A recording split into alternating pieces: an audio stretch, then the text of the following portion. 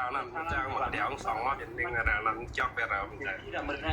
ที่มันเด็กพิษเขาได้ย้อนใครในอินเขาได้ย้อนรัดในอินอันที่เราอยากจะปืนวันนั้นหน่อยอันที่อันนี้ทำมาสร้างร่างนี้ก็นะครับจะว่ามาเก่าหาผ่านนึงนะตั้ง2 ก็ในอันที่เราอยากจะปืนเอามาลุงวันนั้นน่ะมันจะชื่อหลักปลายก้นนั้นจะชื่อหลักปลายอันที่เอามาโชว์อยู่หน้าตั้งดัง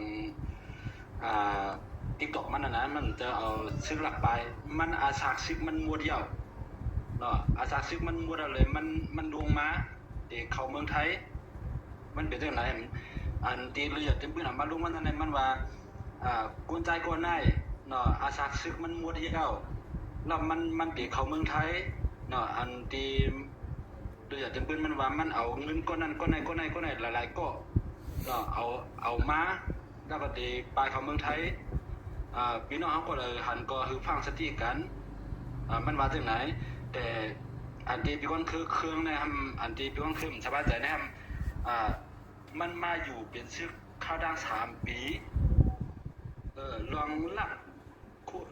เงินเปือนว่าลองอันที่ลูกตั้งปะถ่องมาว่าจะในอย่างในสุดทึกมาลัดเหมือนไหนพี่ก้อนคือมันใครว่าจากไหนคำนั้นก็มือวันนั้นก็เขากับผู้ปกครองพี่ก้อนคือในช่องนั้นอยู่ข่าวก็สร้างร่างนี้จากไหนมันจะว่าชื่อหลักไปมันอาสาซึกมันบดอะไรมันมาก็ใน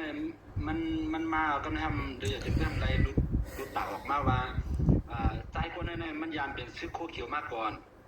เป็นซึกโคเขียวมาแล้วเอาเงินเปิดดังบุญมา10,000 บาท10,000ย่างเงินขี่ว่าจากไหนท่านมาอยู่ในโคไลก็ในก็มาอยู่ในโคไลก็ในทำมันแล้วเอาเงินแต่ก็ได้เสียมันหมายถึงจากนั้นห้องได้เป็นห้องรวมเงินแต่ก็ได้เสียก็200ก็500ก็1,000หัวนักละลายก็ให้ก็อาสาซึกมันหมดเลยก็มันก็ทำเข้ามาเมืองไทยไหนวะมันเป็นจากไหนอันที่พี่ก้อนคือเครื่องในก่อนที่มันถึงว่ามันอยู่ทางปนห้องก็มันยามเฮ็ดจังไหนนะครับแล้วก็ในข่าวก็เตือนอยู่เตือนปีเราอยากจะเป็นข่าวว่าอันนี้มันต้องเป็นล็อกนั่นเนาะครับว่ามันถูกดียุ่งกว่าที่นาจีในที่มันหลักมาทางห้องก็คือมันจบอยู่ที่ทางห้องนั่นที่มันมาเกิดในโคไลก็คือเอาจากที่โคไลในกุ้ยเนาะคาว่าจังไหนก็ไม่ทำคำว่ามันเป็นไงมันหลักเงินในมันแต่ว่าหลักวันเดียวเนาะหลัก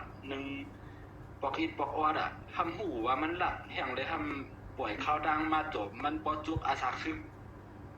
อันนั้นคาโกว่ากว่าที่เรือเป็นอยู่วันนั้นนะเป็นคาว่ามันถูกดีเป็นจังไหนเฮาดูว่าอาสาซึกเป็นหมดเลยเฮากล่าวหาเปิ้น5ในก็เปิ้นว่าอะไรคาว่าไหนเพราะอันนั้นเมืองไทยในระบบกล่าวหาเนาะเฮากล่าวหาเปิ้นบ่ทำมีหลักฐานนั้นมันเป็นทางผิดเนาะเฮาก็นั้นมีคนทางกลุ่มนึงหันถึงว่ากุญใจคนไหนมันมีวัดแล้วก็ใครที่ก็ใครต่างที่ใครรัฐที่ก็เฮ็ดลาเนี่ยห้ามส่งเสริมหรือจะเป็นทางคาว่าคากูมันพิษเนาะเพราะกับยากุ้นแพทย์ในเปิ้นหรือจะเป็นมันได้ช่วยเพราะมันช่วยมาแต่กุ้นอันที่ปัญหามันติมาตัวมันไรการที่เข้ากับรัฐกับว่าห้างเปิ้นแล้วก็ห้ามมีหลักฐานเนาะหรือว่ามันมีวัดในกฎหมายในเมืองไทยเนี่ยมันคุ้มครองหมดเพราะเป็นกวนอยู่นะขนาดสัตว์เป็นยังคุ้มครองเขามีวัดก็ย่อมันคุ้มครองอยู่ศูนย์นั่นเขาต้องแยกคือเป็นแต่อันนี้ทำอันกุ้นปัญหามันก็ปัญหาของที่อันที่ว่าเบียอันที่อยากจะไม่เฮ็ดให้มันพิษเฮ็ดกว่าละประจานกว่าละอันว่าจะไหนๆครับว่าอันกุ้นปัญหาเนี่ยมันปัญหาคือดีปัญหาคือจ่าคำพูดแต่ว่าพวกกับยากุ้นเรียกเนี่ยโดยจะเป็นพื้นมันได้ช่วยครับว่าไหนครับก็วางเลยจะเป็นว่าจะไหนเนาะมันก็ว่าเอาใครยินดีที่ปัญหาถึงเนาะครับก็จะว่าให้เนาะครับก็ว่าคัดเตือนด้วยความหวังดีเพราะมาส่วนตุ่มกันก็ได้รู้จักกันเขาว่าจังไหนอันนี้มันจะซื้อหลักปลายเนาะที่เนี่ยได้มันจะซื้อหลักปลายอาสาซึกมันหมดเลยมันเข้ามาเมืองไทยก็ได้ทำว่ามันหลักเงินเปิ้นจังนั้นจังไหนว่าจังไหนมาให้เลยเขาว่ามันวางดีเขาว่าจังไหนกุ้ยอันนี้ใครกวางจะว่าจะซื้อหลักปลายจังนั้นค่ะที่ขาดเอาค่ะมาส่งค่ะเอาค่ะติดต่อกันนะใจอะไรกันนะ